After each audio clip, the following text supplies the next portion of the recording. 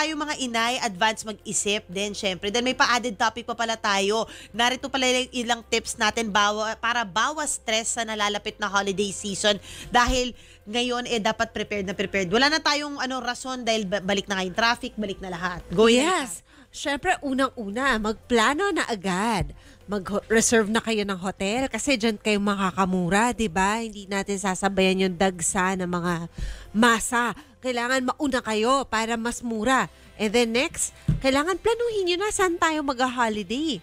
At ano-ano nga ba ang ihahanda? Magluluto ba? Sino magluluto?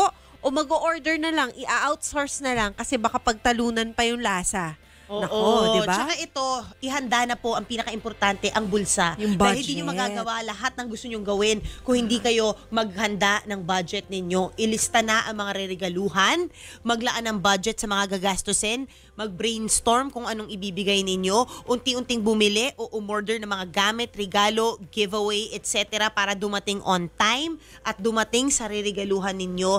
Diba? Tsaka kung paano nyo ipapadala sa shipping sa ireregalo ninyo. O maganda yung may free shipping na, di ba? Ililista mo na isa-isa yung mga address ng mga regaluhan mo. Actually, naging yun, parang para 2 tapos Christmases ago, ganun. Yung binigay ko na lang address ng lahat, siya na magpapadala. Oo, kasi parang hassle pa kapag pinadala na sa'yo, babalutin mo pa tapos papadala. At least, totoo. isang effort na lang. One-stop shop. Diba? Ang maganda negosyo ngayon. True. At ito, gawing healthy ang katawan at isipan. Kailangan positive, diba? At ihanda ang sarili sa mga traffic. At yung gagawin nyo sa traffic. Kasi kamawa, hindi yung maiwasan, pupunta kayo ng mall o kaya ng palengke. Lalo na dito sa Metro Manila. Kahit mag-commute ka, naku, napakahirap. So, kahit sabihin nyo pang may mga apps na yan, diba? May mga transpo apps, minsan nagkaka-surge. So, paplanuhin nyo kung anong oras magandang umuwi or sinong pwede yung ika-carpool, diba? And of course, take vitamins sa maraming gatherings at flu season.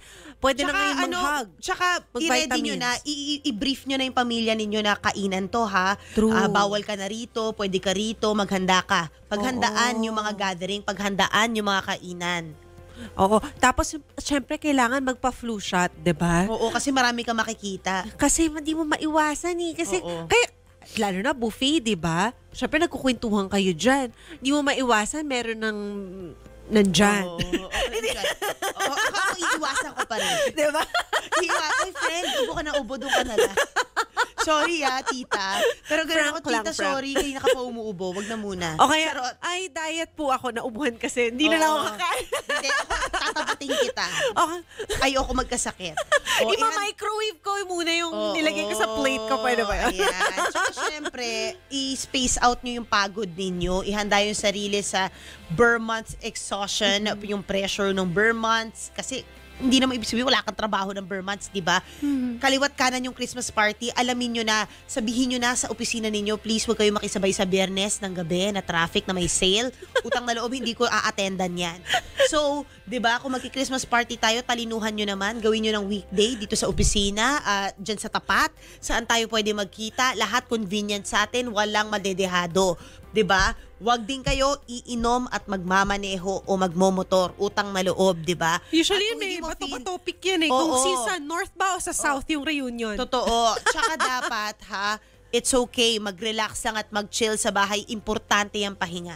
Totoo yan. Pahinga, pahinga, pahinga. Huwag pong pagdamutan ang sarili sa pahinga kung afford nyo naman, di ba? Ayan.